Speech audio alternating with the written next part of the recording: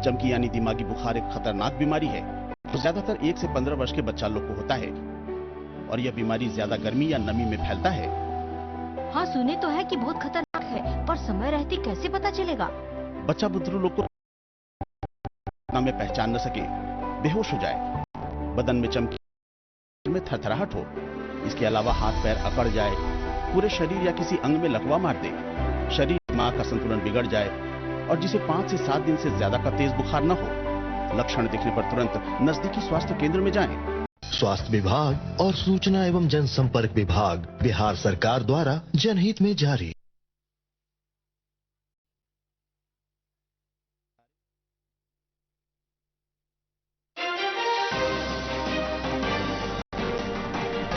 Panel में जो जाता है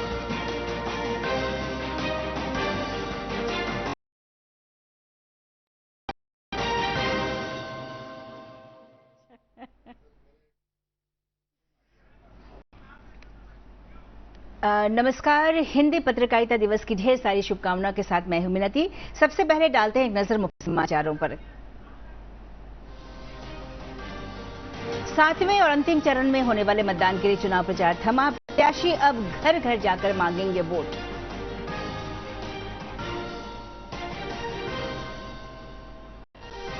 भाजपा के प्रदेश अध्यक्ष सम्राट चौधरी ने राजद और कांग्रेस पर लगाया भ्रष्टाचार का आरोप।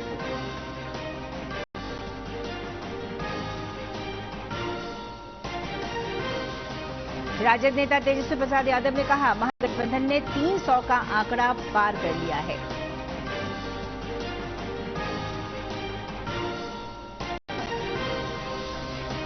जहानाबाद में पहली बार अपने मताधिकार का प्रयोग कर रहे युवा मतदाताओं में उत्साह।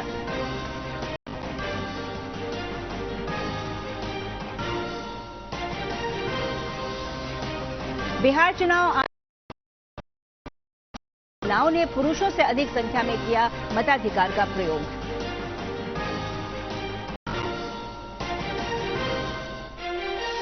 प्रदेश में गर्मी से जनजीवन बुरी तरह प्रभावित। औरंगाबाद का तापमान 48.2 डिग्री सेल्सियस किया गया दर्ज।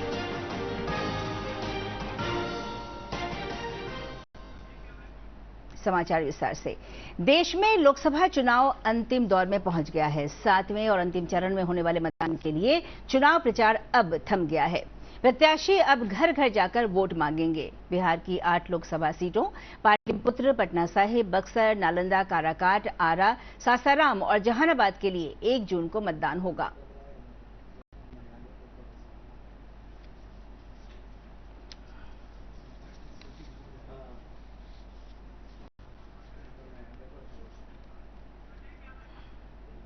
लोकसभा चुनाव को लेकर नेताओं के बीच आरोप प्रत्यारोप का दौर जारी है। इसी कड़ी में भाजपा के प्रदेश अध्यक्ष और उप मुख्यमंत्री सम्राट चौधरी ने राजद और कांग्रेस पर जमकर निशाना साधा है। उन्होंने कहा कि राजद में नेता लालू प्रसाद ही हैं, तेजस्वी तो बस विरासत को संभाल रहे हैं। साथ ही दोनों पार्टियों पर भ्रष्टाचार का आरोप लगाया। कांग्रेस पार्टी देश में लूटने के लिए जानी जाती है।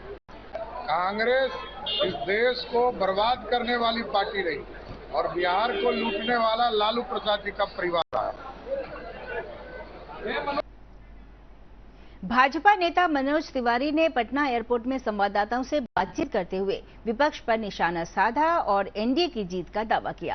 उन्होंने कहा कि नरेंद्र मोदी सभी के दिलों में बसते हैं। श्री तिवारी ने कहा कि इस बार हम लोग 400 से अधिक सीटें जीत रहे हैं। लोगों के दिलों में बसे हैं। कौन कौन रास्ता रोकोगे? अब सबके हार्ट का रास्ता रोकोगे क्या? नरेंद्र मोदी जी अपने कर्मों से दिलों में हैं और जो विपक्ष है अपने कर्मों से रसातल में जाते हैं। लोजपा रामविलास प्रमुख चिराग पासवान ने 1 जून को महागठबंधन में की होने वाली बैठक को लेकर तंज कसा है। उन्होंने कहा कि चुनाव के बाद उनके पास कुछ नहीं बचेगा, इसलिए वो बैठक कर ये तय करेंगे कि किसके वहां मटन पार्टी होगी। इसके साथ ही उन्होंने एनडीए की जीत का दावा किया। नहीं बुलाएंगे, बैठक डिसाइड करेंगे कि किस किस दिन किस किस के यहाँ मटन पार्टी होगी। भाई इंडिया अलायंस के नेताओं को चिंता तो इसी बात की है ना। आपने हमको खिला दिया, हमने आपको नहीं खिलाया, आप कैसे बनाते हैं इसकी रेसिपी शेयर कर लीजिए।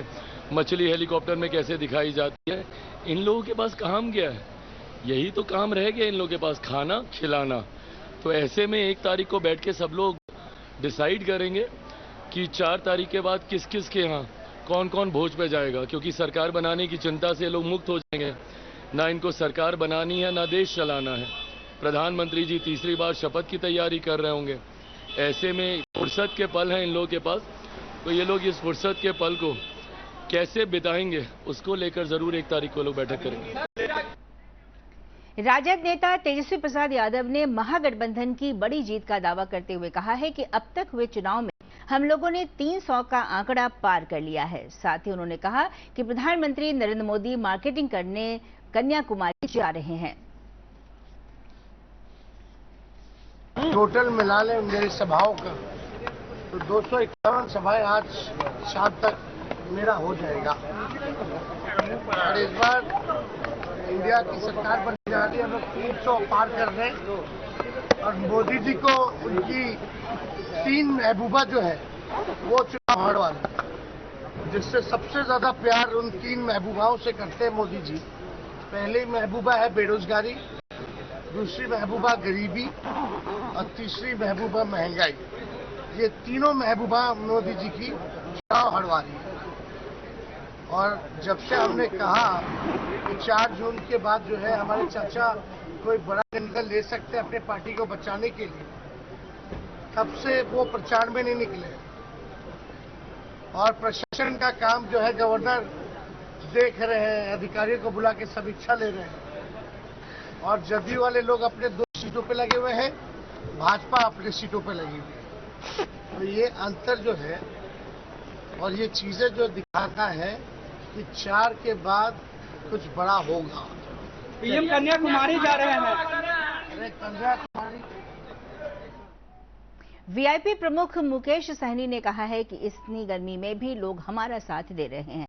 महागठबंधन के पक्ष में अच्छा माहौल बना है। देश की जनता मजबूती के साथ हमारे साथ खड़ी है।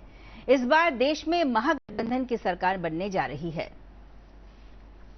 बहुत ही अच्छा रहा और पूरा समय निकल गया है और अंतिम है। और आप देख रहे हैं कि बिहार में कितना गर्मी है और इस गर्मी में बड़े संख्या में 48 डिग्री टेम्परेचर रहने के बावजूद भी बिहार के युवा हम लोग को साथ देते आ रहे हैं और बहुत ही अच्छा बिहार में माहौल है। ये जो चरण में 8 सीट है, पूरा का पूरा सीट हम लोग जीतने के लिए जा रहे हैं। अब मजबूती से पूरे देश के जनता हम लोग के साथ है और हमारे इंडिया में इंडिया गठबंधन का सरकार बनने के लिए जा रहा है। समाचारों का सिलसिला जारी रहेगा, लेकिन एक छोटे से अंतराल के बाद। Here, gravity and physics don't call the shots, and sound travels slower than. This is a different kind of place. That's why we're looking for different kind of people, for whom excellence is not a job, but a way of being, be it in the sky or on the ground. We are looking for an invincible team of invincible people. People who are a cut above. Join the Indian Air Force to be a cut above. समाचारों में आपका फिर से स्वागत है। गंगा और सोन नदी के किनारे स्थित वीरों की भूमि आरा संसदीय क्षेत्र बाबू वीर कुंवर सिंह के लिए जाना जाता है। इस सीट के लिए एनडीए प्रत्याशी आरके सिंह और महागठबंधन प्रत्याशी सुदामा प्रसाद के बीच आमने सामने की टक्कर है। पेश है एक रिपोर्ट।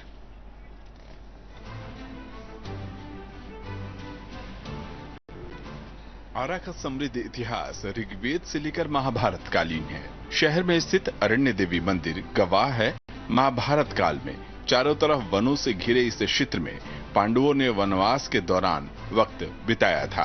मोरध्वज की कथाओं में भी आरा का जिक्र है। पौराणिक कथाओं और किंवदंतियों से भरपूर है ऐतिहासिक शहर आरा का इतिहास। मोरध्वज नाम का राजा बनता है और वह मोरध्वज अपने लड़के को आरा से चीर के विष्णु भगवान को आधा अर्पित करते हैं। उसी आरा के चीरने के आधार पर आयरन देवी बने और उसी टाइम से आरा उसका नाम है। आरा हाउस गवाह है कि ये अमर क्रांति की धरती रही है। अंग्रेजों के बनाए दस्तावेज और भवन आज भी संरक्षित हैं, जहां बाबू वीर कुंवर सिंह ने 1857 की क्रांति में अंग्रेजों के छक्के छुड़ाए थे। आरा बाबू जगजीवन राम की जन्मभूमि भी है, जिनकी पदचाप लंबे समय तक भारतीय राजनीति में सुनी गई। 2024 के लोकसभा चुनाव में यहां से तीसरी बार केंद्र सरकार में मंत्री राजकुमार सिंह भाजपा के प्रत्याशी हैं। उन्होंने यहां बीते 10 साल में मेडिकल कॉलेज, इंजीनियरिंग कॉलेज, सोन नहर का पक्कीकरण, रेलवे का विस्तार, कोइलवर 6 लेन पुल का निर्माण, आरा बक्सर 4 लेन का निर्माण कर क्षेत्र की तस्वीर बदल दी है। आरा पटना 4 लेन का निर्माण कार्य भी पूरा हो गया है। ग्रामीण सड़क, बिजली से लेकर सौर ऊर्जा को राजकुमार सिंह ने गांव-गांव तक पहुंचाया है। विकास हमने किया उतना हमसे पहले किसी सांसद ने नहीं किया, किसी विधायक ने नहीं किया इस जिला के लिए। तो हमने तो जिला का स्वरूप बदल दिया। जितने बड़े काम है तो सब कर दिया। हर गांव में योजना दिया, बिना भेदभाव का योजना दिया। और भी जो हमारे जितना हमने वादा किया था सब पूरा कर दिया। एक हमारा वादा बाकी है, और उसको भी करेंगे, वो है नहर का पक्कीकरण, उसको भी करेंगे। ये अटक गया कहीं, छोड़ दीजिए, पॉलिटिक्स में अटक गया, लेकिन उसका भी विकल्प हमने ढूंढ लिया। अब हम हर खेत तक बिजली पहुंचा रहे हैं ताकि किसान का सिंचाई हो जाए। आज सिर्फ बिहार में नहीं कर रहे हैं, सिर्फ आरा में नहीं कर रहे, देश भर में कर रहे हैं। महागठबंधन ने आरा से सीपीआई एमएल विधायक सुदामा प्रसाद को उम्मीदवार बनाया है।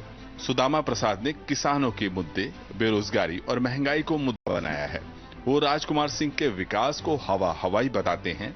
कहते हैं राजकुमार सिंह ने किसानों को ठगा है, नहर का निर्माण पूरा नहीं किया है। कुछ बदलाव नहीं हुआ है। आप अंदर में जाकर के देख लीजिए शहर की गलियों की क्या स्थिति है। 2014 और 2019 में माननीय सांसद जी का चुनावी वायदा था कि नहरों का पक्कीकरण कराएंगे, लेकिन कुछ नहीं हुआ। आरा में करीब 21 लाख मतदाता हैं। सत्ता की कुर्सी तक पहुंचने के लिए यहां जातीय समीकरण की भी अहम भूमिका होती है। आरा में यादव, राजपूत, भूमिहार, कुशवाहा मतदाता जीत में अहम भूमिका निभाते हैं। हालांकि राजनीतिक पंडित कहते हैं कि आरा में बीते सालों में हुए विकास ने जातीय गोलबंदी को तोड़ दिया है। जातीय गोलबंदी बहुत टूट चुकी है। यहाँ पर आम मतदाता सीधे केंद्र की तरफ देख रहे हैं। उनको जातीय गठबंधन इसमें टूटा है बहुत कुछ, और बिहार के रिजल्ट से आप देखिएगा कि बहुत कुछ टूट चुका है।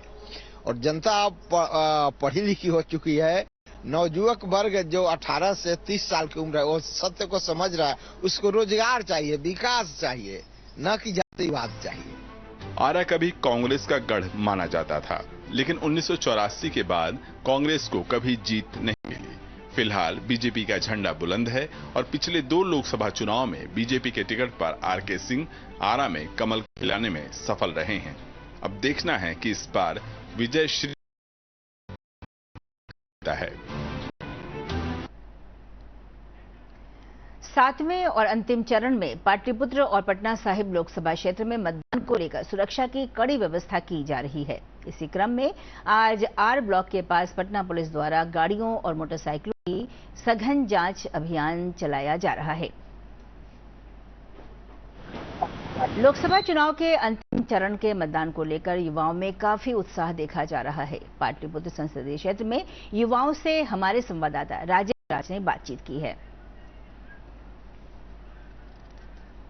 पाटलिपुत्र या यूं कहिए पटना और यहाँ के जो यूथ हैं वो इस चुनाव में किन मुद्दों के आधार पर वोटिंग कर रहे हैं, ये हम इनसे समझने की कोशिश करते हैं। क्या मुद्दे हैं यहाँ पर? सबसे जो प्रभावी मुद्दा है वो क्या है? सर, सबसे पहला मुद्दा है बिहार में नहीं पूरा भारत देश में बेरोजगारी सबसे प्रथम मुद्दा है।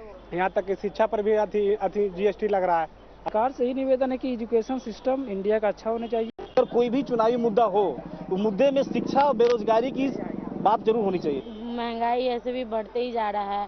तो जैसे राम मंदिर पर ध्यान दिया है उसी प्रकार से बेरोजगारी पर भी ध्यान दे। राम मंदिर बना दिए शांतिपूर्वक, 370 धारा हटा दिए, घर में घुस के मारे, राशन कार्ड मिल रहा है, जंगल राज खत्म हो गया, अब आ गया कानून के राज, एक बच्चे को भी इंसाफ मिलता है। बिहार के पाटलिपुत्र और पटना के नौजवानों में वोटिंग को लेकर क्रेज तो है। वो मतदाताओं को मतदान केंद्रों तक भारी गर्मी के बीच आने की अपील जरूर कर रहे हैं, लेकिन बेरोजगारी बेकारी की जो समस्या है उसको एड्रेस करने के लिए जन नेताओं से कह रहे हैं। राम मंदिर के मुद्दे को एक मुद्दा बता रहे हैं, लेकिन जो सबसे प्राइम मुद्दा है वो बेरोजगारी का ही मुद्दा है। कैमरामैन एजाज अहमद के साथ राजेश राज, डीडी न्यूज, पटना। लोकसभा चुनाव 2024 के 7वें चरण में बिहार की 8 सीटों में से एक जहानाबाद में 1 जून को मतदान होना है। पहली बार अपने मताधिकार का प्रयोग कर रहे युवाओं में खासा उत्साह देखने को मिल रहा है। उन्होंने दूरदर्शन से बातचीत में बताया कि वे अपने वोट के अधिकार से ऐसी सरकार बनाना चाहते हैं जो देश को शिक्षा, स्वास्थ्य और बड़े पैमाने पर युवाओं को रोजगार दे सके। जहानाबाद में रहने वाली हूँ, मैं पहली बार वोट दे रही हूँ। मुझे अच्छा फील हो रहा है। मुझे ऐसी सरकार चाहिए कि जनता के लिए अच्छा विकास करे, लड़कियों के लिए अच्छा कानून बनाए और भूख जो गरीबी है उसका भूख मिटाए। मेरा नाम अमन मधुकर है और मैं जहानाबाद का निवासी हूँ। मैं पहली बार वोट देने वाला हूँ, तो मुझे बहुत अच्छा महसूस हो रहा है कि मैं पहली बार मतदान दूंगा और मैं ऐसी सरकार चाहता हूँ जो हमारे बारे में सोचे, हमारी जनता के बारे में सोचे। इस लोकसभा के चुनाव में पहली बार वोट देने जा रही हूँ। हमें बहुत खुशी है। मैं इस देश को, मैं ऐसी सरकार को इस गद्दे पर लाना चाहती हूँ जो हमारे देश में विकास करे। और मुझे बहुत खुशी हो रही है कि मुझे भी मौका मिला लोकसभा में वोट करने का। मेरी प्रयास रहेगी केंद्र में मैं ऐसा सरकार चुनूं जो देश में विकास करे, बेरोजगारी खत्म करे और अच्छे मुद्दों और काम को लाए। मैं वैसा कौन की रहने वाली लड़की हूँ। इस चुनाव में मैं पहली बार वोट दूंगी और मैं ऐसे भारत में ऐसे सरकार को लाना चाहती हूँ जो भारत को आगे बढ़ाए, तरक्की दे, महिलाओं की सुविधा दे, युवकों को अच्छी नौकरी दे। लोकसभा चुनाव में मतदाताओं की भागीदारी बढ़ाने के लिए अरवल जिला प्रशासन लगातार कोशिश कर रहा है। इसी कड़ी में कल जिला निर्वाचन पदाधिकारी सह जिलाधिकारी वर्षा सिंह के नेतृत्व में जागरूकता अभियान चलाया गया। बैदराबाद में मतदाता जागरूकता अभियान के दौरान स्थानीय लोगों से मतदान में बढ़ चढ़कर हिस्सा लेने की अपील की। सब काम छोड़कर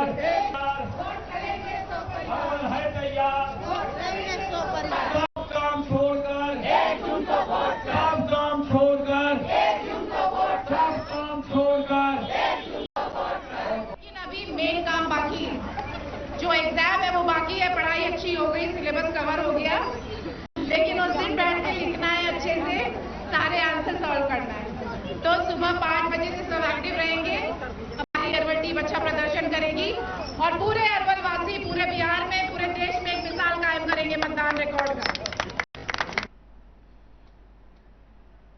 बिहार चुनाव आयोग के आंकड़ों के मुताबिक पिछले 6 चरण में पुरुषों के मुकाबले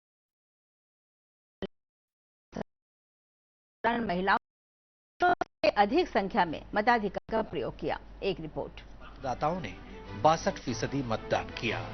तीसरे चरण में पुरुषों के मुकाबले 12% अधिक महिला मतदाताओं ने लोकतंत्र के महापर्व में हिस्सा लिया। चौथे चरण में पुरुषों के मुकाबले 8% तो वहीं 5वें चरण में 9% तो छठे चरण में 11% अधिक महिलाओं की लंबी कतारें मतदान केंद्रों पर देखी गईं। लोकतंत्र के पर्व में महिलाओं की बढ़ती भागीदारी के पीछे चुनाव आयोग की मेहनत साफ झलकती है। महिलाओं का भागीदारी पिछले इलेक्शंस में भी बढ़ा था, लेकिन इस बार डेफिनेटली बहुत बड़ा है। कुछ विधानसभा क्षेत्र में 13%, 14% महिलाओं का मतदान प्रतिशत पुरुषों से अधिक है। इसका तैयारी विगत लगभग 1 साल से हो रहा था। महिलाओं की बढ़ती भागीदारी ने बिहार के बढ़ते तापमान को और भी तेज कर दिया है। भाजपा के दावों में महिला सशक्तिकरण, महिलाओं का मोदी मैजिक पर भरोसा, आधी आबादी को धुएं से मिली मुक्ति जैसे तर्क हैं।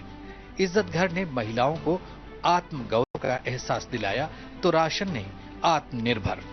महिला जो सबसे पीछे, आबादी तो मानते हैं घर का परिवार का एक हिस्सा रही है, लेकिन उसे एक परिवार के रूप में प्रमुखता के साथ जो एक नेतृत्वकर्ता के तौर पर अगर सम्मान दिया तो ये मोदी जी ने दिया है। दूसरी तरफ जेडीयू का दावा है कि नीतीश कुमार के सुशासन में चुस्त दुरुस्त कानून व्यवस्था और महिलाओं की राय पर बनी शराबबंदी नीति ने महिला शक्ति को नई ताकत दी है। मुख्यमंत्री जी का एक बहुत ही दूरगामी सोच था जो महिलाओं को सामाजिक, आर्थिक, राजनीतिक हर, मैं कह सकती कि चौमुखी विकास जो कह सकती महिलाओं के लिए उन्होंने शुरुआत की। 2019 लोकसभा चुनाव में राज्य की 40 लोकसभा सीटों में से 32 सीटों पर महिलाओं ने पुरुषों की तुलना में अधिक मतदान किया था। आंकड़ों की बात करें तो इस बार के चुनाव में 26 से अधिक सीटों पर महिलाओं की भूमिका अहम रहेगी। वहीं कांग्रेस के दावों की बात करें तो उनके मुताबिक महंगाई और बेरोजगारी ने महिलाओं को बदलाव के लिए मतदान केंद्रों तक पहुंचाया है। सबसे बड़ी बात यह है कि विगत 10 वर्षों में जिस तरीके से खाद्य पदार्थों का, गैस का, पेट्रोल का दाम बढ़ा है, बेरोजगारी बढ़ी है, ये सब महिलाओं को लाइन में लाके खड़ा कर दिया है। दूसरी तरफ आरजेडी के अपने तर्क हैं। महिला घबराई हुई हैं, मां के बेटे घर में बेरोजगार बैठे हैं या परदेश कमाने गए हैं। आरजेडी महिला सशक्तिकरण पर जोर देने की बात करते हुए कह रही है कि 22 सीटों में से 6 सीटों पर उन्होंने महिलाओं को टिकट दिया है। राजद को देख लीजिए, बिहार की सबसे बड़ी रीजन पार्टी है, 22 सीट बांटे हैं, उसमें से हम लोग 6 सीट महिलाओं को दिए हैं। तो एक चंक सीट हम लोग महिलाओं को दिए हैं और ये दिखाता है कि अगर महिला की कोई पार्टी अगर इज्जत करती है तो हमारी ही पार्टी है, राजद है। बीते चुनाव में महिलाओं की मतदान में ज्यादा भागीदारी देखी गई है और वोटिंग के मामले में उन्होंने पुरुषों को पछाड़ा है। अब देखना है कि आधी आबादी की बढ़ती भागीदारी किस राजनीतिक दल की तरफ अपना रुझान दिखाती है। नालंदा लोकसभा सीट से 3 बार सांसद रहे कौशलेंद्र पर अपना किला बचाने की चुनौती है। वहीं सीपीआई माले के संदीप सौरभ उन्हें कड़ी टक्कर दे रहे हैं। पेश है एक रिपोर्ट।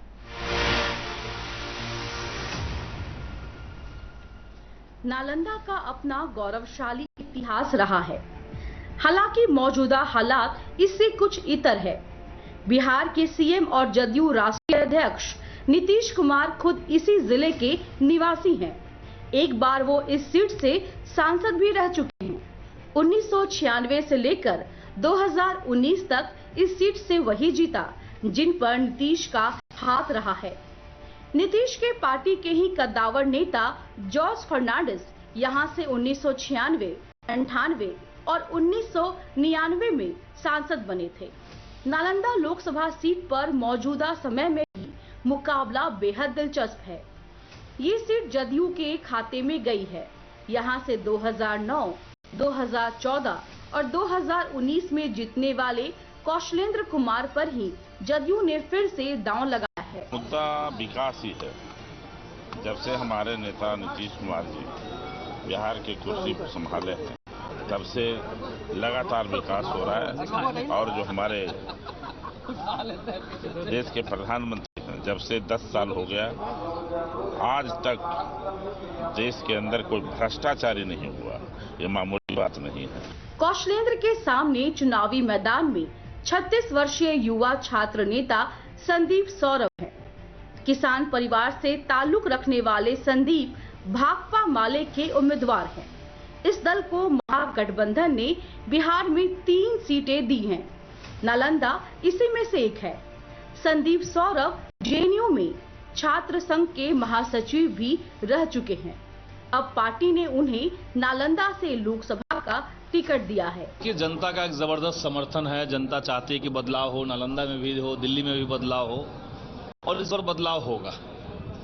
शुरुआत में जो भाजपा के लोग कह रहे थे कि 400 पार जाएंगे, पहला चरण के बाद वो कम करने लगे, बोलना कम कर दिए और दूसरा चरण जब हुआ तो बोलना बंद कर दिए। अब तीसरा चरण जब हुआ तो उनकी हालत खराब हो गई। 2019 का जनादेश। 2019 के लोकसभा चुनाव में कौशलेंद्र कुमार के सामने भाकपा माले के अशोक आजाद थे।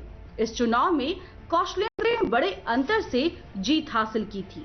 2014 का जनादेश। नालंदा लोकसभा सीट पर वर्ष 2014 में हुए चुनाव में जदयू के कौशलेंद्र कुमार ने जीत हासिल की थी। उन्हें 3,21,000 से अधिक वोट मिले थे। उन्होंने लोजपा के सत्यानंद शर्मा को 10,000 वोटों से मात दी थी। इस सीट के राजनीतिक इतिहास की बात करें तो 1957 में पटना सेंट्रल सीट का नाम बदलकर नालंदा लोकसभा क्षेत्र कर दिया गया। नालंदा ऐतिहासिक क्षेत्र है। यहाँ से जुड़ा मुद्दा राष्ट्रीय राजनीति पर भी असर डालता है। इस सीट से जुड़े इतिहास की बात की जाए तो 1952 और 1957 तक कांग्रेस के कैलाशपति सिन्हा 2 बार विजयी हुए। फिर 1962 से 1971 तक कांग्रेस के सिद्धेश्वर प्रसाद ने हैट्रिक मारी। साल 77 में यहां के चुनावी रंग में बड़ा बदलाव आया, क्योंकि सालों से जीत दर्ज करती आ रही कांग्रेस का विजय रथ यहीं रुक गया। यहां भारतीय लोक दल के वीरेंद्र प्रसाद ने जीत हासिल की। इसके बाद 1980, 1984, 1991 में कम्युनिस्ट पार्टी ऑफ इंडिया के विजय कुमार यादव ने 3 बार जीत दर्ज की। 1989 में कांग्रेस के राम स्वरूप प्रसाद ने बाजी मारी थी। 1996 से 1999 तक जॉर्ज फर्नांडिस ने हैट्रिक मारी, जिसमें वह 1 बार समता पार्टी और 1 बार जदयू के उम्मीदवार रहे। फिर 2004 में जदयू प्रमुख नीतीश कुमार ने जीत हासिल की। साल 2009, 2014 और 2019 में कौशलेंद्र कुमार यहां से सांसद रहे। नालंदा संसदीय सीट में कितने विधानसभा हैं? नालंदा लोकसभा सीट के तहत आने वाली 7 विधानसभा सीटें हैं।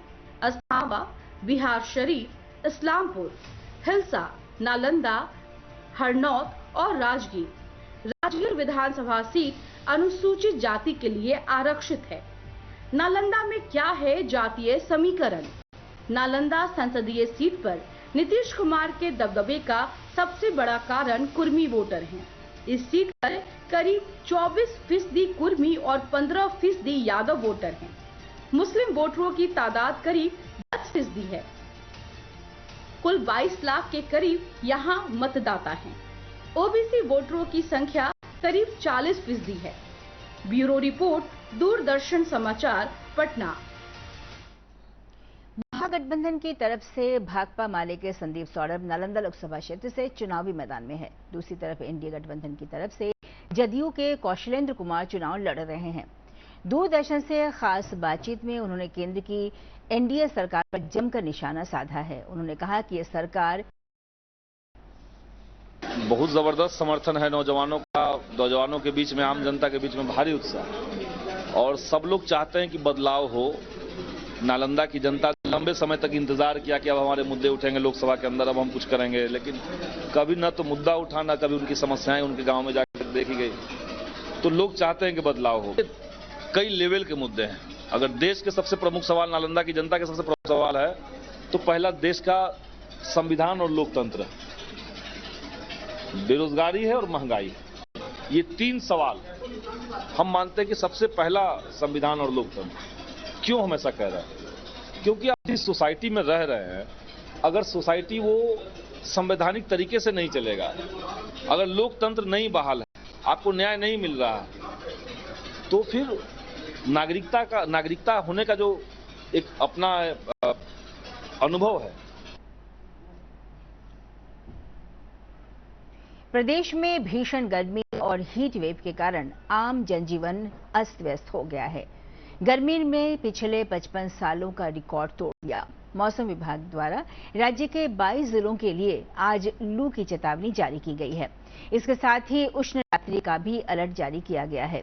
अगले 48 घंटों में बिहार के मौसम में कोई खास बदलाव होने की संभावना नहीं है। हालांकि 1 जून से राज्य के कुछ हिस्सों में लोगों को गर्मी से राहत मिलने की संभावना है। औरंगाबाद का तापमान 48.2 डिग्री सेल्सियस तक पहुंच गया है। इससे पहले 1970 में गया का पारा 47.1 डिग्री सेल्सियस तक पहुंच गया था। और अंत में बुलेटिन के मुख्य समाचार एक बार फिर। 7वें और अंतिम चरण में होने वाले मतदान के लिए चुनाव प्रचार थमा। प्रत्याशी अब घर घर जाकर मांगेंगे वोट।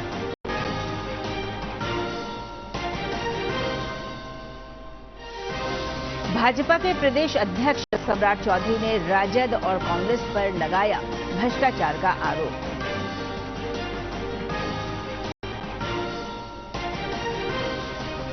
राजद नेता तेजस्वी प्रसाद यादव ने कहा, महागठबंधन ने 300 का आंकड़ा पार कर लिया है।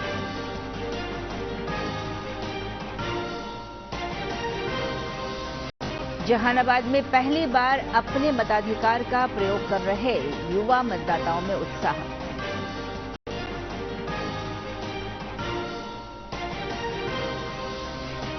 बिहार चुनाव आयोग के आंकड़ों के मुताबिक महिलाओं ने पुरुषों से अधिक संख्या में किया मताधिकार का प्रयोग।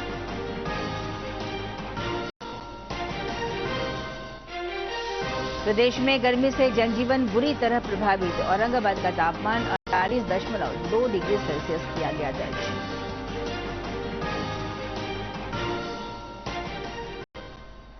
और इसके साथ ही प्रादेशिक समाचार का ये बुलेटिन यहीं समाप्त होता है। नमस्कार।